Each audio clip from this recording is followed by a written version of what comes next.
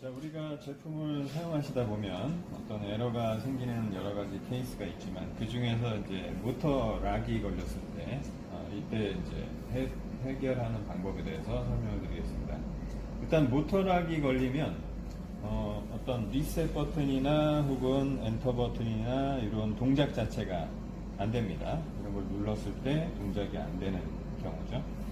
자, 모니터의 전원은 켜 있는데 엔터 버튼이나 또는 심지어 리셋을 눌러도 아무런 동작이 안 될 때, 이때는 모터가 잠겨 있다라고 생각하실 수 있는데요. 이때 어떻게 해결하는지 방법 지금부터 설명드리겠습니다.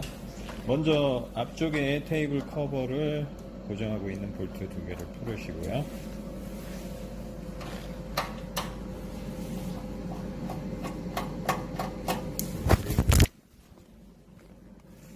볼트를 풀으시고 커버를 열어주시고요.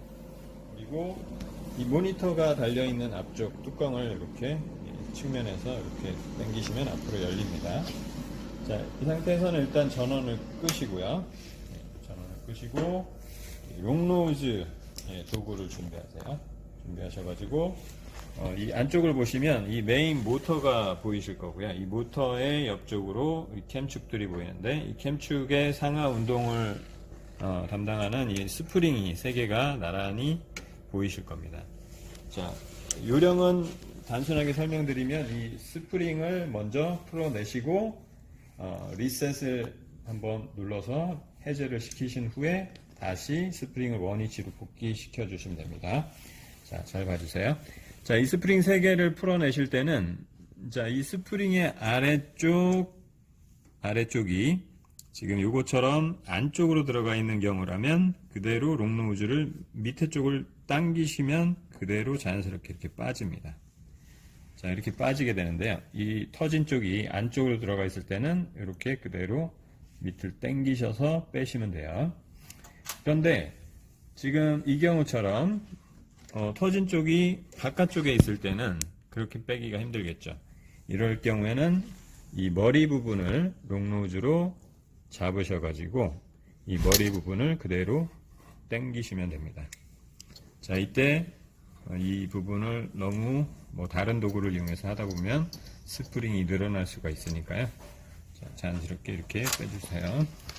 자, 마지막 3번째 스프링도 머리 부분을 자연스럽게 이렇게 빼주시고 완전히 스프링을 원래 위치에서 제거를 해 주십시오. 이렇게 해서 3개를 다 제거를 하시고요. 그리고 이제 뚜껑을 다시 닫고 전원을 켜주세요. 그리고 이 상태에서 리셋 버튼을 한번 눌러주세요. 자, 이렇게 한번 이제 해제를 해주시고 이 리셋을 누르시면 이 원래 스프링에 의해서 위로 올라갔다 다시 내려가야 될 부분들이 그대로 위에서 멈춰 있는데 이때는 자연스럽게 아래쪽으로 이렇게 눌러주세요. 눌러주시고 이제 다시 이 스프링을 원위치 시켜주세요. 그런데 이 스프링을 다시 끼실 때는 반드시 아래쪽 이 스프링 터진 쪽을 안쪽으로 들어가게 이렇게 순서대로 위쪽의 머리 부분에다가 홈에다 잘 고정을 하시고 아래쪽 홈을 먼저 잘 확인하시고요. 그 홈에 맞도록 껴주시면 됩니다.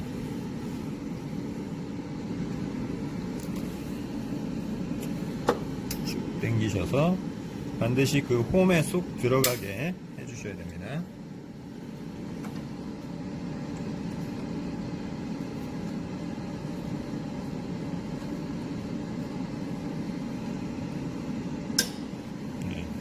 홈에 쏙 들어가게 스프링 터진 쪽이 안쪽으로 머리 홈을 먼저 맞추시고 아래쪽 홈에 맞게 들어가게 해주세요.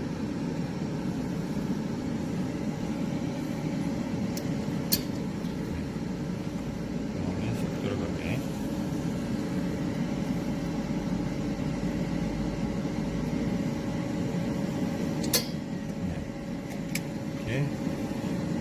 쏙 들어간 것을 꼭 확인해 주세요. 아래쪽 구멍이 잘 들어가고 위쪽은 홈에 잘 걸친 걸 확인해 주시고, 자, 이렇게 이제 확인이 됐으면 뚜껑을 닫으시고 이제 리셋을 한번 더 눌러보세요. 그래서 이렇게 정상적으로 모터락이 해제된 것을 확인해 주시고요. 그런데 우리가 이제 알아야 될 것은, 이렇게 모터락이 생기는 주 원인은 뭐냐면요, 이 텐션 조절하는 이 다이얼이 있는데, 우리가 사용하다 보면 텐션을 좀 강하게 하고 싶어서 너무 무리하게 세게 텐션을 주고 계속적으로 사용하는 경우, 이런 경우에 모터에 좀 힘이 많이 받게 되기 때문에 경우에 따라서 사용 중에 모터락이 걸릴 수가 있습니다. 그래서 가급적이면은 너무 세게 계속적으로 사용하지 마시고요, 필요한 정도만 조절해서 사용하시는 걸 권장해 드립니다.